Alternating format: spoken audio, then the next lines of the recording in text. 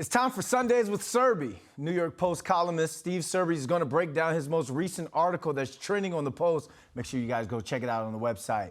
Serby got a chance to talk with Giants wide receiver Darius Slayton about a range of things from Damar Hamlin to his career as a Giant. Serby, he was pretty much an open book with you. So what were your biggest takeaways from Darius Slayton in that conversation? Well, naturally, the first thing I wanted to know was how he felt about Damar Hamlin and how he feels about playing today against the Eagles. And look, this kid loves football. He was 9 years old when his mother finally allowed him to play football.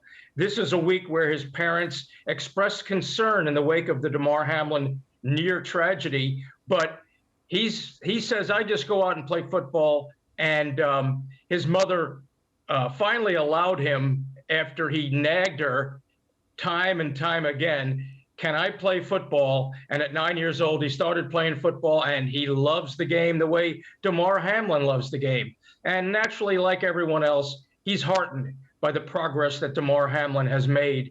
And hopefully he won't have any trepidation tomorrow when he takes today when he takes the field against the Eagles.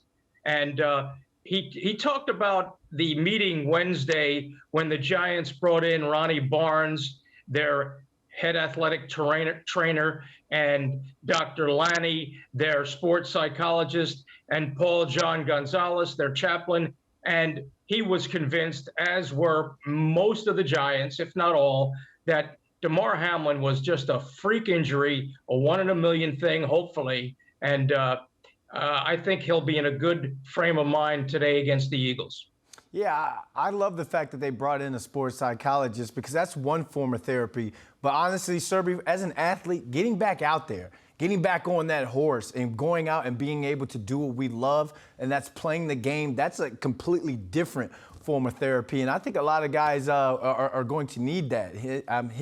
Him for sure today on Sunday. He also spoke on Daniel Jones and Saquon Barkley and what they mean to this team, this organization, and this fan base. All three of these guys are up for new contracts. So what did he say about all three of their future as a Giant? Well, he believes in Daniel Jones. The whole team now believes in Daniel Jones. And they're all three of them are getting ready for their first playoffs. I asked him about the fact that all three of them will need new contracts. Now, Slayton wants to stay as a Giant, as the other two do. Slayton says he loves everything about the Giants, even the food in the cafeteria. The only thing he doesn't like about Jersey is the weather. I didn't ask him about the traffic, but that's probably another thing too. But I asked him, would you sign, if you were the GM of the Giants, would you sign Saquon Barkley? He said, I would tie him up and lock him in the basement. And Daniel Jones, would you sign Daniel Jones if you were GM of the Giants? He said, without a doubt. And then I said, would you sign number 86, Darius Slayton? And he said, 1,000%. He's a better receiver now. He took that pay cut at the start of the season. He's overcome adversity. He believes he's playing, catching the ball and running routes at a high level now.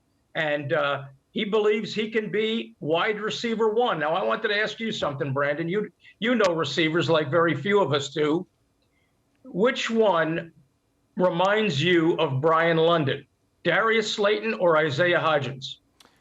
Brandon London is more Isaiah Hodgins because Brandon London was a possession receiver. But Darius Slayton, those two together are a great combination because you have speed and you have hands. So you have someone who can blow the top off of the defense, get behind the safeties. But on a third and long, you want to go to that sure hand, that sure receiver, and that's Isaiah Hodgins. I got you. Well, how come you never became a wide receiver one with your physical tools? You know, Serby, you look at some of the guys in this league, and I was one of those. I was a jag, just a guy in that sense. I could go out and play. I can catch the football, but there are a lot of guys in this league where you look at and you're like, this dude was meant to play football. There are some playmakers in this league, and Darius Slayton, with his speed and his explosiveness, has shown that he is a guy that deserves to be a wide receiver 1A, 1B, or even 2 to 3. But at the end of the day, when you talk about bringing in a receiver core and making a receiver room, you have to have the possession guy, you have to have the route runner, and you have to have the speed guy that can make explosive plays. And that's what he's done throughout his Giants career. Yeah, he compares himself physically to Devontae Adams and Justin Jefferson because they're both long and lanky, and a little bit of Stephon Diggs. Now, he's not saying that he's any of those 3 elite receivers, but he believes one day he can get there. And he also talked about all the offensive coordinators and coaching changes that have compromised Daniel Jones and him as well. And if he gets 5 catches today against the Eagles, I don't know how much he's going to play, but that will be a career high for him. It'll be 51 catches. And, yeah, he's a guy that I would keep.